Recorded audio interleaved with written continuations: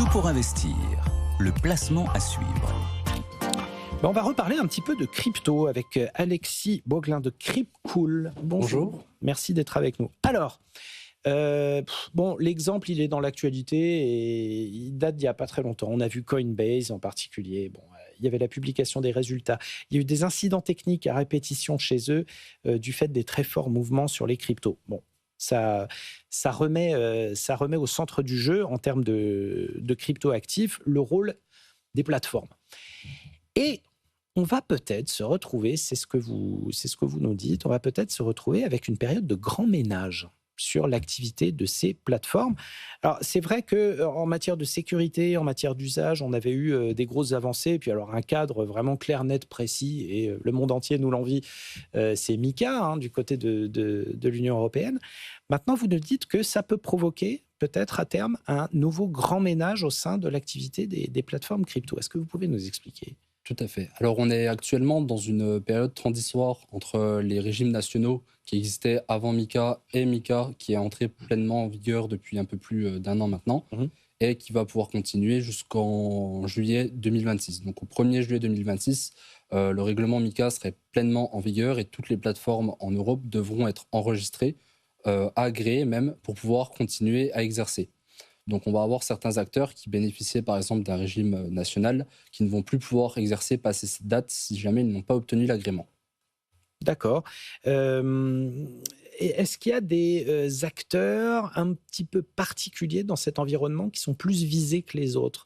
Alors, c'est vrai que pendant un moment, quand elles ont émergé, il y avait un petit peu tout et n'importe quoi qui arrivait sur le marché, des acteurs pas forcément fiables. Est-ce qu'il y en a certains qui sont vus pérenniser, qui pourraient justement avoir des problèmes avec ces nouvelles dynamiques ?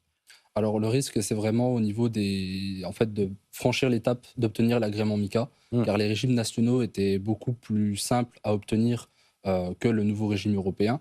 Donc, certaines plateformes, par exemple, ne vont pas pouvoir avoir les exigences de fonds propres qui sont nécessaires pour obtenir l'agrément, ou mettre en place l'organisation nécessaire pour respecter les différentes règles qui sont imposées par MiCA. Alors, quand on est actif sur le marché des cryptos, qu'on a le choix entre différentes plateformes dites sécurisées, est-ce qu'il y en a certaines qui doivent quand même attirer notre attention en disant « peut-être pas celle-là ». Justement, ce qu'il faut regarder, ça va vraiment être la réglementation. En tout cas, pour un investisseur européen, choisir une plateforme européenne. Et au-delà de ça, se renseigner un petit peu sur la plateforme. Si par exemple, on passe par une plateforme qui est basée en Pologne et qu'ils ont un service client qui ne parle pas français, ça peut être compliqué pour certaines personnes en cas de problème. Donc voilà, regardez un petit peu s'il y a un support client, par exemple, qui est disponible en français, et regardez aussi le mode de conservation, typiquement comment sont conservés les fonds. Avec MiCA, il y a une obligation de ségrégation des fonds, mais il faut s'assurer que les plateformes respectent bien tout ce qui est garde froide, donc avoir des portefeuilles non connectés à Internet, par exemple. Oui, des cold wallets et des clés sécurisées. On voit que la transparence, ça reste un des objets clés de ces nouvelles réglementations, puis ça va avec l'usage de la crypto en soi-même. C'est quelque chose qui est réputé totalement transparent. Pour l'utilisateur en soi, qu'est-ce que ça va représenter ? Beaucoup de protections supplémentaires, justement parce que les plateformes vont être mieux régulées, vont avoir de meilleurs process, plus de transparence avec des politiques commerciales et tarifaires qui sont publiques, l'interdiction de certaines pratiques, notamment par exemple le fait d'utiliser fonds clients ou de parier contre eux sur les plateformes de négociation. Donc tout ça, c'est des pratiques qui maintenant vont être interdites et qui vont en faveur du consommateur final. Oui, et qui sera vraiment lisible via la blockchain, parce que là, on a des preuves et généralement, quand il y a des ennuis, ça ne tarde pas à se voir. En même temps, est-ce que finalement, le meilleur acteur, c'est celui qui fait son boulot de trading, qui fait son boulot de conservation, mais qui est là aussi pour éduquer ? Parce que c'est vrai que, je ne sais pas, je pense à moi, j'ai quand même une idée à peu près du marché, mais enfin, je n'ai pas les mains dans le cambouis, je ne sais pas trop comment ça se passe. Il faut être accompagné. Chez vous, chez Crypcool, c'est quand même l'exemple même de ce genre d'acteur qui est à la fois spécialisé dans la négociation et puis en même temps dans l'éducation, dans l'appui aux clients. Est-ce que c'est le cas de tout le monde ? Je n'ai pas forcément l'impression. Alors, pas forcément. Il y a des plateformes qui sont justement plutôt orientées vers les utilisateurs avertis, qui sont du coup plutôt des conseillers pour les clients qui découvrent un petit peu ce monde-là.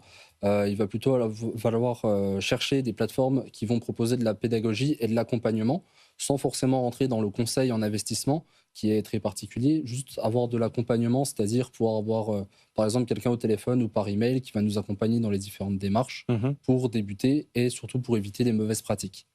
Bon, ça c'est plutôt une bonne chose. Il n'est pas question d'IA, de transformer tous vos conseillers en IA. Justement, s'il est question de transparence, il est question d'avoir un petit peu d'humain là-dedans. D'autant quand on sait que les IA, on peut faire beaucoup d'erreurs avec des hallucinations dans les réponses. C'est toujours mieux d'avoir quelqu'un qui maîtrise son sujet et qui ne va pas forcément aller puiser des sources variées et produire un résultat par ces moyens-là. Mais voilà, non, mais ça c'est intéressant parce qu'on a vu le secteur bancaire prendre l'eau la semaine dernière sous prétexte que l'IA allait disrupter le métier. Vous voyez que même dans les solutions innovantes et même dans les cryptos, on a besoin d'humains. C'est un gage de confiance et Dieu sait que c'est important. Cela dit, est-ce que l'afflux de réglementations, de contraintes, etc., ça risque pas de freiner d'une certaine manière l'innovation dans le secteur ? Alors c'est un risque, ça peut freiner un petit peu l'innovation car on ne peut plus lancer une idée qu'on vient d'avoir et la tester sur le marché. Là, il va falloir se poser les questions de quel est le cadre réglementaire et comment s'y conformer. Mais on reste quand même dans le monde de la crypto sur des acteurs un petit peu fintech, donc qui sont déjà très orientés vers l'innovation, ou même pour les acteurs traditionnels comme les banques, c'est souvent la division innovation qui va occuper, on va dire, un petit peu le terrain.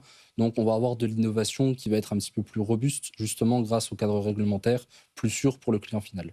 Alors, dernière question, on a vu qu'il y avait eu des grosses vagues de corrections là, ces dernières semaines sur les cryptos qui ont soulevé pas mal de questions, qui ont fait craindre sur le modèle économique déjà de tout cet univers crypto et puis sur énormément de sociétés qui y sont exposées.